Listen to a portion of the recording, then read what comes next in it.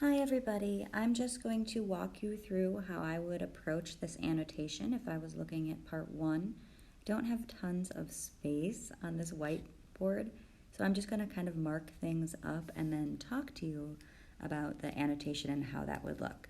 So the first thing I'm noticing, again, this is page 1 of Fahrenheit 451. The first thing I notice is that it's part 1, which implies multiple parts, which again seems simple, but part 1, depending on how many parts there are, could be significant. If there are 3 parts, it's usually beginning, middle, and end, which could be symbolic of 3 and the Trinity. If there are 5 parts, it's usually symbolic of the plot line, or just like Shakespeare's acts, there are 5 parts. So I don't know how many parts there are right now if I'm just looking at this, but I'm going to think about the symbolism that could be part of that. Then I see that it was a, and that's anaphora. So the repetition at the beginning of a phrase, right, that's right next to each other, a consecutive phrase, that's called anaphora. And in this case, this anaphora is very passive. So that's interesting. It was a, it also is past tense. So I know that we're talking about something that happened before. It was a pleasure to burn, not passive, very active. But then we go back to see things eaten, to see things blackened and changed. So again, we're coming back to burning. There's a lot of imagery going on with fire. The anaphora comes back. But eaten is a crazy word there. So eaten implies that the fire is alive. So it's giving human qualities to a fire, right, an inanimate object. So you're talking about basically anthropomorphism there, which is pretty crazy. Then I would keep going with the brass novel in his fists. So who the heck is this? His fists with his great python spitting its venomous kerosene upon the world. So python is a snake. I know that snakes can symbolize evil, even far as back as the Bible, right? The snake tempting. So this python is spitting, and that's a crazy, great connotative word. Venomous kerosene upon the world. So it doesn't sound like a positive thing. There's definitely a negative connotation going on. And that negative connotation tells me what the speaker, or the narrator at least, is thinking at this point. The blood pounded in his head, and his hands were the hands of some amazing conductor playing all the symphonies of blazing and burning to bring down the tatters and charcoal ruins of history. This image, the hands of some amazing conductor, so it's equating burning to conducting, which is art.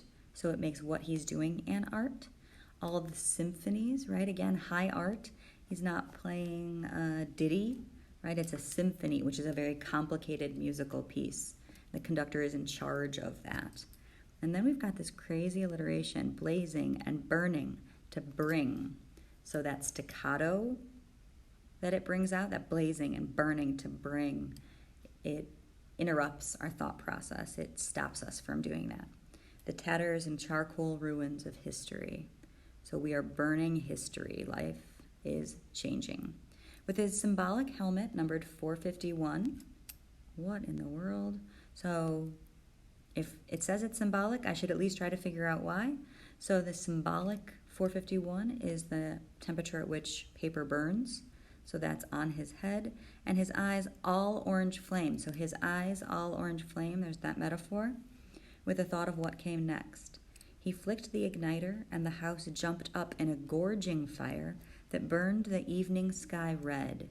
So he's burning everything. He's even burning the sky. So it shows how all-encompassing the fire is. And yellow and black. He strode in a swarm, so we've got more alliteration going on. He strode in a swarm of fireflies. Fireflies is very imagery-inducing, but also when you think about fireflies, fireflies are beautiful, but when you see an entire field of them, they can also be a light in the darkness. So could, especially if they're in a swarm, right? So could this swarm of fireflies, it's definitely imagery, but it seems positive now. So positive symphonies, conductor, positive fireflies, but then negative with great python spitting kerosene. So we've got this duality going from the start. that it's a positive thing, but it's also a negative thing. So I definitely make note of that in my annotation. He wanted, above all, like the old joke, to shove a marshmallow on a stick in the furnace. So this is kind of making light of it, right? Making light of what is happening. While the flapping pigeon-winged books died on the porch. So flapping pigeon-winged books is pretty brilliant. Number one, the books are supposed to be pigeons, right? So we've got a metaphor going on. But also pigeon-winged is interesting because we can deconstruct the word pigeon here.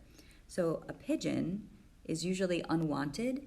They're kind of the rats of the bird world. So because it's a pigeon-winged book, it shows that it's unwanted. Additionally, some other background knowledge that I have on pigeons is that pigeons were messenger birds, right? They would pigeons, they would carry messages. So books carrying messages seems particularly pertinent as well. And so that information, those messages are dying, but also it's a bothersome message that is dying. And then I would stop there.